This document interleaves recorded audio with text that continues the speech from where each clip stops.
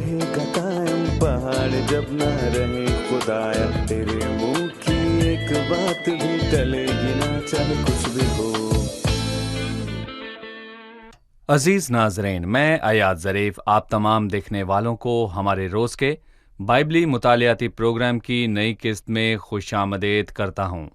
اس programme میں ہم Bible مقدس کی تمام کتابوں کا مطالعہ پیش کر رہے ہیں۔ اگر آپ کی خواہش ہے کہ بائبل مقدس میں قلم بند خدا کے کلام کو سمجھیں تو ہمارے ساتھ بائبل کی کتب کے مطالعے میں شامل ہوں اور آپ سیکھیں گے کہ بائبل کیا بیان کرتی ہے۔ لہٰذا خدا کا زندہ کلام سیکھیں کہ یہ کیا بیان کرتا ہے اور آپ دنیا میں اس کے مطابق زندگی گزاریں۔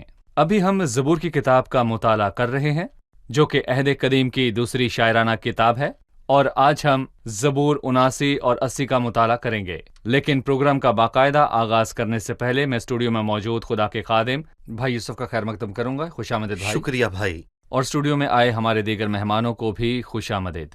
بھائی یوسف، پچھلے زبور کے مطالعے سے ہم نے داؤد کے متعلق یہ نتیجہ اخذ کیا کہ اس نے خلوص دل سے ان کی پاسبانی کی اور اپنے ماہر ہاتھوں سے ان کی رہنمائی کرتا رہا۔ لیکن میں چاہوں گا کہ اب آپ ہمیں زبور 79 کا عنوان اور موضوع بتائیں۔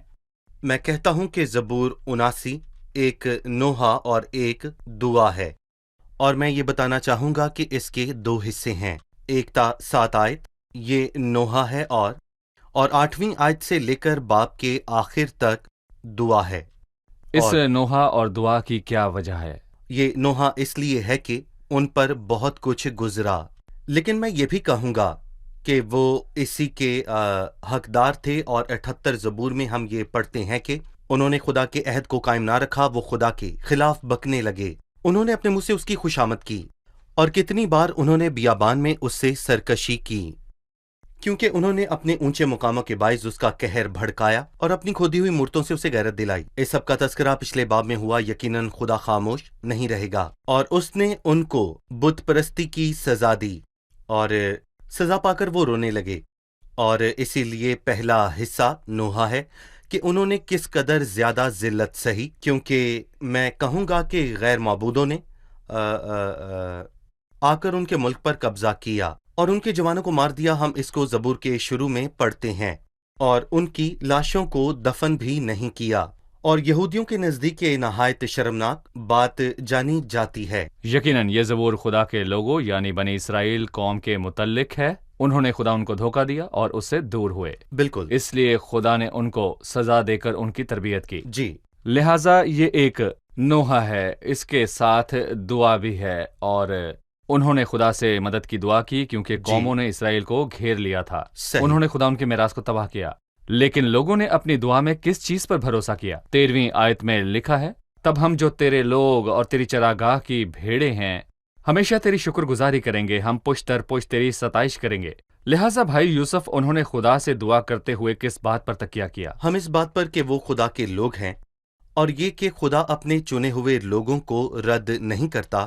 تو پالوس رسول نے رومیو میں کہا، کیا خدا نے اپنی امت کو رد کر دیا ہے؟ کیا خدا کی نعمتیں اور اس کا بلاوا بے تبدیل ہے؟ کیا وہ کچھ دے کر یہ سوچتا ہے کہ اس نے یہ برکت آخر کیوں دی؟ خدا انسان نہیں کہ وہ جھوٹ بولے، نہ ہی وہ آدم ذات ہے کہ اپنا ارادہ بدلے۔ اس لیے خدا کی نعمتیں اور بلاوا بے تبدیل ہے۔ اس لیے انہوں نے خدا سے کہا کہ وہ اس کے چنے ہوئے لوگ ہیں، اور خدا ان کو تنبیہ کرتا ہے پر ان کو رد نہیں کرتا۔ خداوند نے مجھے سخت تنبیہ تو کی، لیکن موت کے حوالے نہیں کیا، بلکہ ایک باپ کی طرح جو بچوں کی صلاح کے لیے ان کو سزا دیتا ہے، پر اپنے بچوں کو مارتا نہیں۔ اس نے زبور کے آخر میں داؤد کے بارے میں کہا، سو اس نے خلوص دل سے ان کی پاسبانی کی، لیکن یہاں داؤد کے علاوہ ایک اور چوپان کی بات ہوئی جو خداوند ہے۔ اس صحیح۔ قوم کے مستقبل کے لیے اس میں کیا حوالہ ملتا ہے؟ ہم اگلے زبور یعنی 80 زبور میں یہ پڑھتے ہیں کہ خداوند یسوع مسیح چوپان ہے، اور وہ حقیقی چوپان اپنے مقررہ وقت پر آیا۔ ذکریہ 11 میں لکھا ہے، خداوند میرا خدا یوں فرماتا ہے کہ جو بھیڑیں ذبح ہو رہی ہیں ان کو چرا۔ پس میں نے ان بھیڑوں کو جو ذبح ہو رہی تھیں یعنی گلہ کے مسکینوں کو چرایا، اور افسوس کے ساتھ اس نے لکھا کہ کیسے انہوں نے اس کی پہلی آمد پر اسے رد کیا، پر وہ پھر آئے گا اور چوپان ہوگا جو اپنا ہاتھ ان کی طرف بڑھا کر ان کو پھر اکٹھا کرے گا۔ صحیح۔ ہم ایک وقفے کے بعد مہمانوں کے سوالات کے ساتھ حاضر ہوں گے۔ नाज़रीन, मिलते हैं एक छोटे से वक्फे के बाद, हमारे साथ रहिए।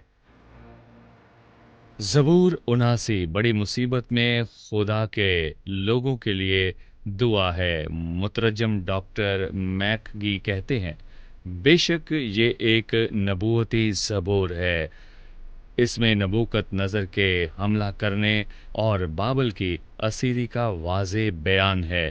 मैकबेस के दौर में हुए जुल्म और ज़्यादती का ज़िक्र भी इस ज़बूर में हुआ, पर इस नबूवत की तकमील मुस्तकबिल की बड़ी मुसीबत के दौर में होगी।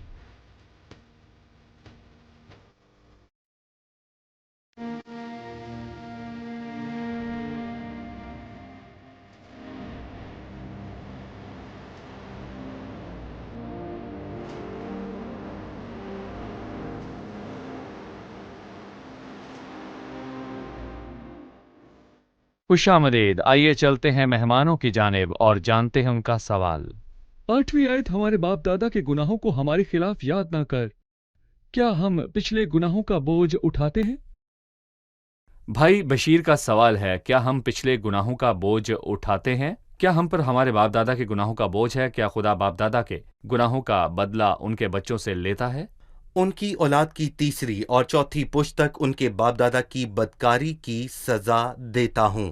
खास बात, जो मुझसे अदावत रखते हैं, यानी मैं कहूँगा कि अगर हम भी उस सरकशी की राह पर चलें तो उन गुनाहों की सजा पाते हैं। और बाइबल मुकद्दस हमें सिखाती है कि, और मसीह ने मत्ती 3 बाब में कहा, ताकि सब रास्तबाजों का खून जो जमीन पर बहाया गया तुम पर आए। रास्तबाज हाबिल के खून से लेकर, वो रास्तबाज हाबिल के दिनों में मौजूद नहीं थे, लेकिन अगर वो ऐसा ही करते रहे तो ये उन पर आएगा। ये मामला बहुत संगीन है और मैं कहूँगा कि इसकी जिम्मेदारी सब पर आती है। और अब हम अपने बाप दादा के तजर्बे से सीख सकते हैं, लेकिन अगर हम यूं ही चलते रहें तो माजी की बदकारियों का बोझ हम पर आएगा, उनके लिए जो उससे नफरत करते हैं। पर हजारों पर जो मुझसे मोहब्बत रखते हैं और मेरे अहकामों को मानते हैं, मैं उन पर रहम करता रहूंगा। अगर बच्चे अपने माँ बाप की तरह खुदावंद को गजब दिलाएं तो जरूर इसकी सजा भी उनको मिलेगी। बिल्कुल, दोनों को सजा मिलती है, क्योंकि उन्होंने तौबा न की। भाई यूसुफ, आए ज़बूर 80 का मुताला शुरू करें। इसका उन्वान है मीर मुगन्नी के लिए शुनीम एदवत के सुर पर आसिफ का मजमूर। मैं चाहूँगा कि इस ज़बूर के उन्वान पर आप अपनी राय दें। शुनीम एदवत के सुर पर आसिफ का मजमूर। जी भाई यूसुफ। अगर मैं इस ज़बूर को उन्वान देता तो वो इसी के शुरुआत के अल्फाज होते, इसराइल के चौपान या इसराइल का चौपान, बेटा जो दाहिनी तरफ बैठा है खुदा के दाहिने हाथ पर, यानी यीशु मसीह। और बेशक ये ज़बूर मसीह के मुतल्लिक नहीं है, लेकिन मैं कहूँगा कि ये ज़बूर मसीह की बातों से पुर है। वो चौपान है और खुदा के दाहिने हाथ बैठा है। भाई यूसुफ, हम इस ज़बूर की तकसीम कैसे करें ताकि इसको बेहतर तौर पर समझ सकें? देखें भाई, मैं कहूँगा कि पहली से तीसरी आयत ये पुकार है, और 4 से 7 इल्तिजा है, 8 से 13 मैं कहूँगा ये याद दहानी है। फिर 14वीं आयत से लेकर ज़बूर के आखिर तक एक और पुकार है, और पहली की बजाय आखिरी पुकार में ज्यादा शिद्दत से मिन्नत की है। मसलन 13वीं आयत, ऐ खुदा हमको बहाल कर, ये 7वीं आयत है। और ऐ लश्करों के खुदा हमको बहाल कर, 19वीं आयत में लिखा है ऐ लश्करों के खुदा हमको बहाल कर। और उसने 3 बार कहा कि हमको बहाल कर, पर हमने देखा कि उसकी मिन्नत की शिद्दत में इजाफा हुआ। ऐ खुदा हमको बहाल कर, ऐ लश्करों के खुदा हमको बहाल कर। तीसरी मर्तबा ऐ लश्करों के खुदा हमको बहाल कर। जैसे एक छोटा बच्चा अपनी माँ के कपड़ों को मजबूती से पकड़ लेता है और उसको नहीं छोड़ता जब तक माँ उसको वो ना दे जो वो चाहता है। और मैं कहूँगा वो बिल्कुल याकूब की तरह है, जब तक तू मुझे बरकत ना दे मैं तुझे जाने नहीं दूंगा। ऐ लश्करों के खुदा हमको बहाल कर। भाई यूसुफ, जब उन्होंने खुदा को पुकारा कि उनको बहाल करे तो 14वीं आयत में वो खुदा से मुखातिब हुए, ऐ लश्करों के खुदा फिर मतवज्जा हो।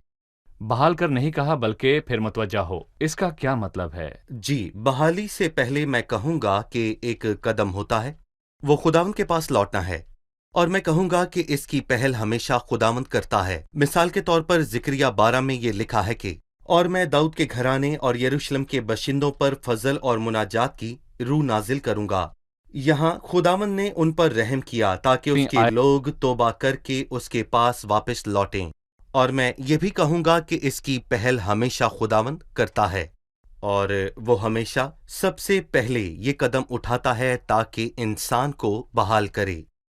خدا ہمیشہ حکم کرتا ہے کہ انسان اس کے ساتھ رشتہ بحال کرے۔ اگر انسان پچھتائے اور توبہ کرے تو خداوند بھی اپنے پاس لوٹنے والوں کو قبول کرتا جی ہے۔ بالکل، میں کہوں گا کہ خدا ہمیشہ پہل کرتا ہے، لیکن لوگ اس کے کام کو ہمیشہ رد کرتے ہیں، جو اچھا نہیں۔ توبہ کریں اور کہ میں واپس آتا ہوں، مجھے بحال کر، تو پہل کرنے والا خدا ہے۔ جی بھائی یوسف، میں چند آیات پڑھ کر آپ سے سوال کروں گا۔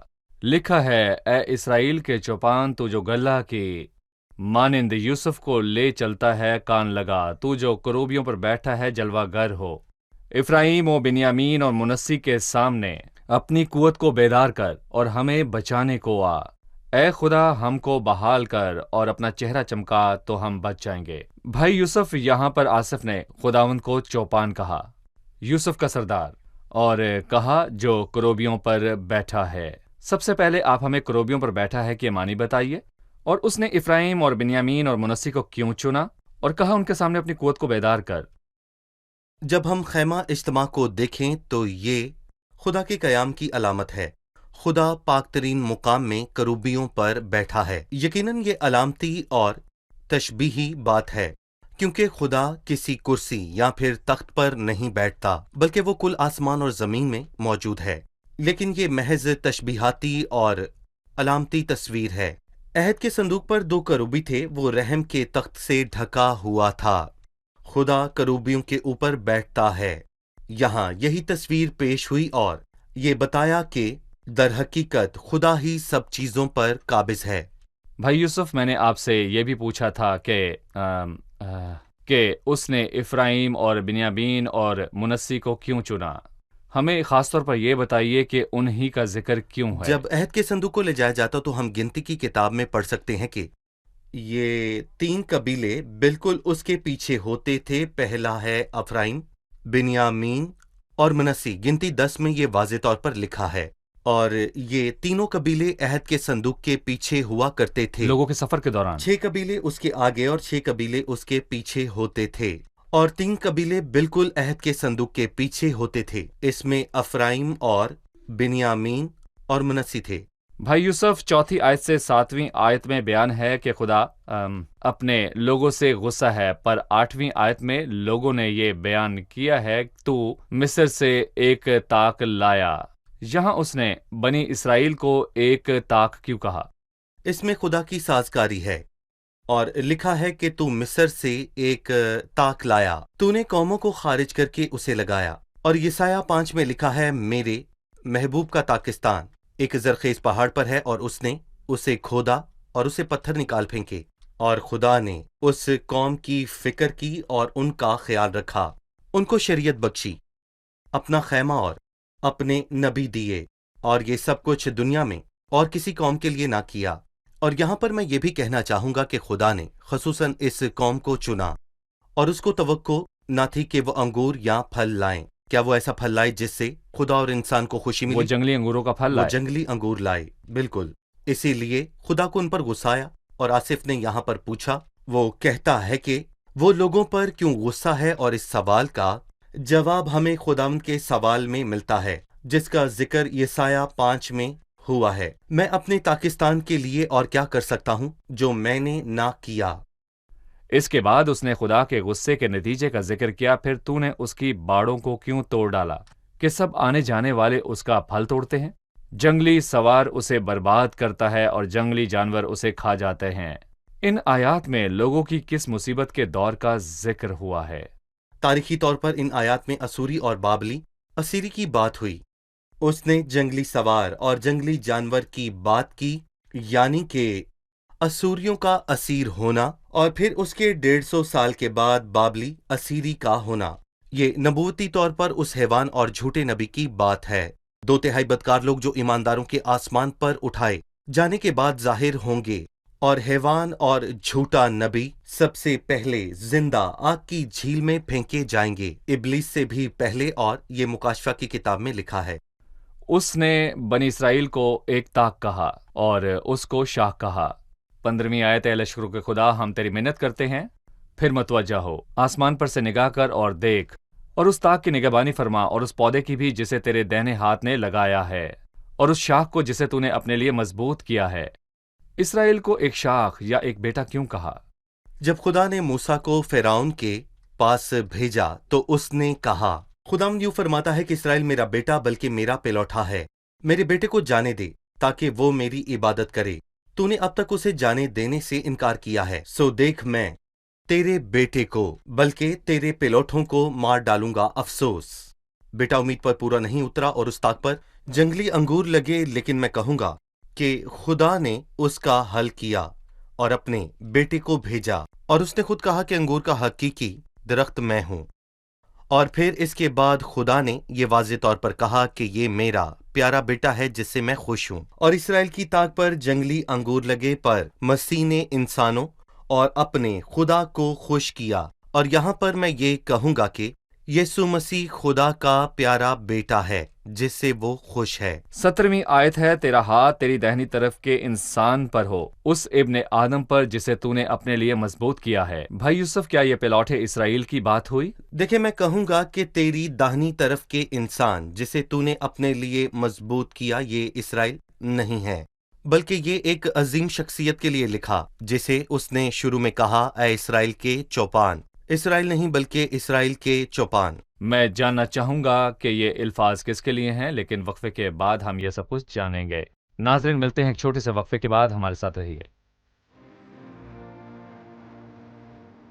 مجھے بچپن سے بائبل مقدس سے محبت تھی، لیکن سن 1980 میں میری آنکھیں کھلی جب میں نے گنتی کے 12ویں باب پر ایک تبصرہ سنا۔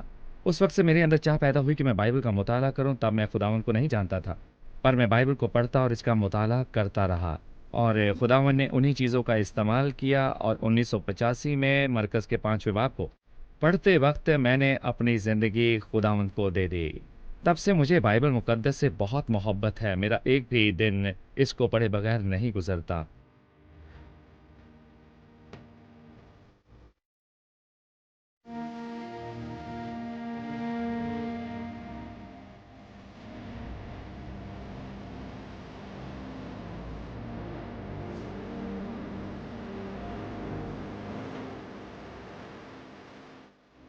خوش آمدید، آئیے چلتے ہیں مہمانوں کی جانب اور جانتے ہیں ان کا سوال۔ جی، 5ویں ایک میں لکھا ہے، تو نے ان کو آنسوؤں کی روٹی کھلائی اور پینے کو کثرت سے آنسو ہی دیے۔ آنسوؤں کی روٹی سے کیا مراد ہے؟ خداوند لوگوں کی تربیت کرتا ہے، آنسوؤں کی روٹی کا کیا مطلب ہے؟ یہاں پر لکھا ہے کہ تو نے ان کے آنسوؤں کی روٹی کھائی، اور پھر لکھا ہے کہ پینے کو کثرت سے آنسو ہی دیے۔ مطلب کہ جب کوئی مشکل حالات سے گزرتا ہے تو وہ کھاتے پیتے ہوئے روتا ہے، آنسو بہاتا ہے، اس کے کھانے میں اس کے آنسو جاتے ہیں۔ بالکل۔ اور اس سے مجھے زبور 102 کی آیت یاد آتی ہے جو کہ یسوع مسیح کے بارے میں ہے، وہ مرد غمناک اور رنج کا آشنا تھا۔ زبور 102 9ویں آیت، یہاں پر لکھا ہے، کیونکہ میں نے روٹی کی طرح راکھ کھائی اور آنسو جی۔ ملا کر پانی پیا۔ اور یہ اس آدمی کی تصویر ہے جو بہت کٹھن حالات میں ہو، اور میں کہوں گا کہ اسیری میں ہونے سے زیادہ کوئی بھی ذلت کی بات نہیں ہے جہاں پر آپ کی آزادی چھن جائے۔ اسی لیے اس نے مشکل دنوں میں آنسو ملا کر کھانا کھایا اور پانی پیا۔ مشکل دنوں میں اس کی روٹی اور پانی میں اس کے آنسو شامل ہوئے۔ جی بالکل۔ بھائی یوسف، وقفے سے پہلے آپ نے 17ویں آیت کے الفاظ کا ذکر کیا، تیرا ہاتھ تیری دہنی طرف کے انسان پر ہو، اس ابن آدم پر جسے تو نے اپنے لیے مضبوط کیا ہے۔ یہ اسرائیل کے لیے نہیں ہے۔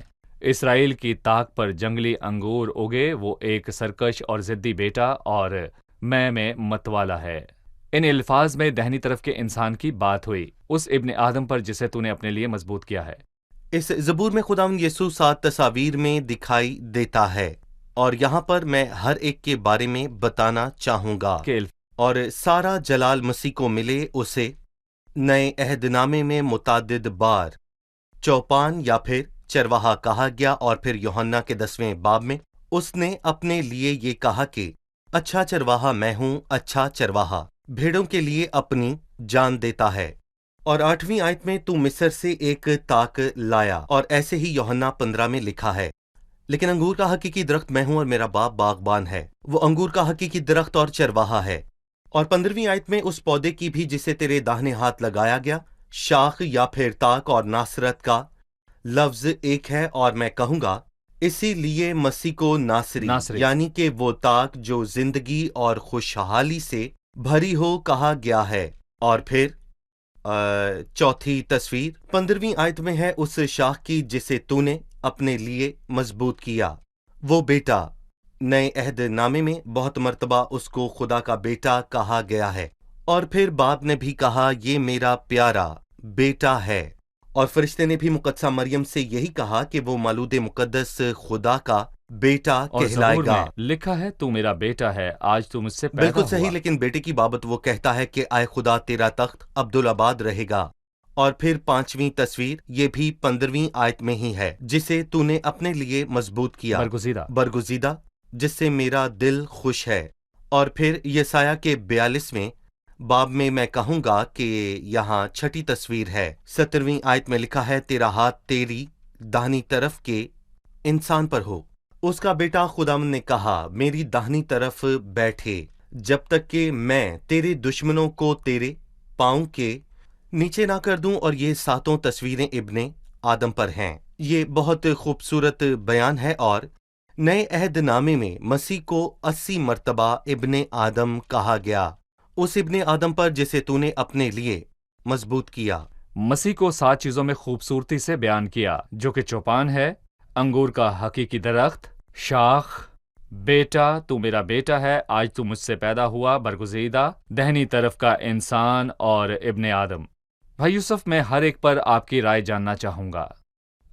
ہم جانتے ہیں کہ یہاں پر حوالہ دیا ہے کہ مسیحی انگور کا حقیقی درخت ہے، اور ہم جانتے ہیں جبکہ اسرائیل جنگلی انگور کا پھل لائی۔ قضات 9واں باب پڑھیں تو ہمیں تاک کی حیثیت سمجھ آتی ہے تاکہ وہ پھل لائے جس سے خدا اور انسان خوش ہوں۔ یہ خدا کی جانب عمودی سمت ہے اور لوگوں کی جانب افقی سمت۔ مسیح میں یہ پھل ظاہر ہوئے انسان کے لیے اور پھر خدا کے لیے بھی۔ آپ اس کے بارے میں کیا کہیں گے؟ کس نے خدا کے دل کو خوشی دی؟ یہ ہمارے لیے بالکل نئی بات ہے، اور امثال 8 میں لکھا ہے کہ میں ہر روز اس کی خوشنودی تھی اور ہمیشہ اس کے حضور شادمانی رہتی تھی۔ اور جب وہ زمین پر آیا تو باپ نے کہا یہ میرا پیارا بیٹا ہے جس سے میں خوش ہوں، تو نے میرے دل کو خوشی بخشی۔ سو مسیحی وہ تاک ہے جس نے خدا کو خوش کیا، اس نے انسان کو خوش کیا۔ جی ہاں بالکل، اگر مسیح دکھ برداشت نہ کرتا تو ہم خوشی کو جان نہ پاتے، اور وہ ہمارے لیے مرا اور مردوں میں سے جی اٹھا۔ اور یوحنا کے 20ویں باب میں لکھا ہے پس شاگرد خداوند کو دیکھ کر خوش ہوئے۔ ہمیں خوشی دراصل کون دیتا ہے؟ اور میں کہوں گا کہ ہماری خوشی کا ایک ہی سرچشمہ ہے، خداوند میں ہر وقت خوش رہو۔ پھر کہتا ہوں خوش رہو، تو بھی میں خداوند سے خوش رہوں گا اور اپنے نجات بخش خدا سے خوش وقت ہوں گا۔ اور اسی نے انسان اور خدا دونوں کو خوش کیا۔ جب کوئی اداس یا پھر مایوس محسوس کرے تو ان مشکل معاملات کا کوئی حل نہیں سوائے یسوع المسیح کے، کیونکہ اسی نے ہمارے غم اور سارے دکھ اٹھا لیے۔ صحیح، اس نے اپنی اخلاقی پاکیزگی سے خدا کو خوش کیا اور اپنے کاموں سے لوگوں کو آسودہ اور خوش کیا۔ وہی ہماری خوشی کی وجہ ہے۔ وہ جس گھر میں بھی گیا وہاں خوشحالی صحیح۔ آئی۔ جب وہ یائر کے گھر گیا تو وہ غم اور دکھ اور اداسی سے بھرا تھا۔ مسیح نے اس کی بیٹی کو زندہ کیا اور وہ گھر شادمانی سے بھر گیا۔ جو خداوند کے پاس آیا اس نے خوشی پائی، وہ خوشی کرتا ہوا اپنی راہ پر چلا گیا۔ خداوند آپ کو برکت دے بھائی یوسف۔ اب ہم جانتے ہیں کہ مہمانوں نے آج کیا سیکھا۔ جی، آج آپ نے کیا سیکھا؟ بائبل مقدس کا مرکزی اور بنیادی موضوع مسیح ہے۔ اس کے ہر حصے میں مسیح کا ذکر ہوا کیونکہ یسوع کی گواہی نبوت کی روح ہے۔ زبور 80 میں مسیح کی 7 تصاویر پیش کی گئی ہیں۔ مسیح ہی کل آسمان اور زمین کے لیے کافی ہے۔ صحیح۔ مجھے ان کی فکر رہتی تھی جو خداوند سے دور ہے کہ اس تک کون پہنچ سکتا ہے، لیکن خداوند خود ہی اس میں پہل کرتا ہے اور پہلا قدم اٹھاتا ہے۔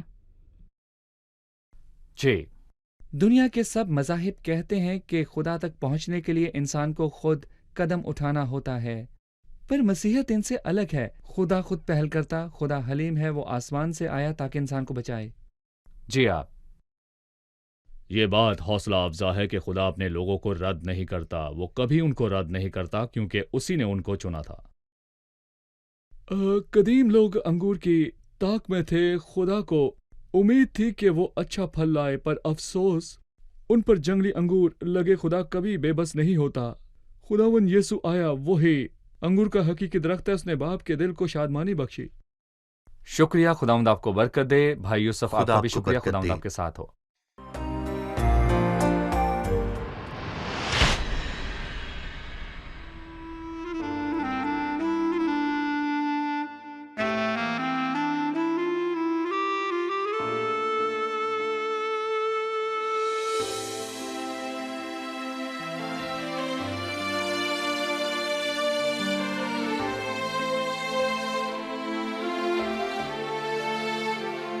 یا ربی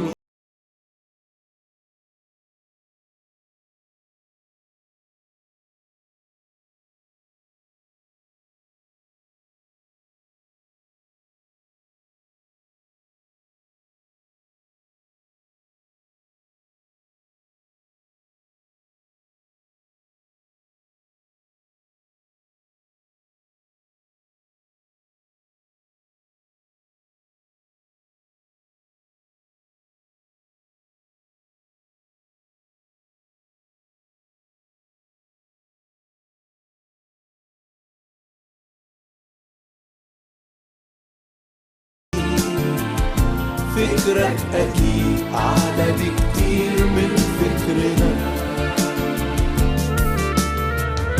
رغم الظروف مش هنقول أنت أمين، وجودك عظيم وقت المحن بتأكده، كل الجراح تشفيها وإن مرت سنين، واللي انكوى بنار الألم بتسنده، انت اللي قلبك كله جود من نحونا،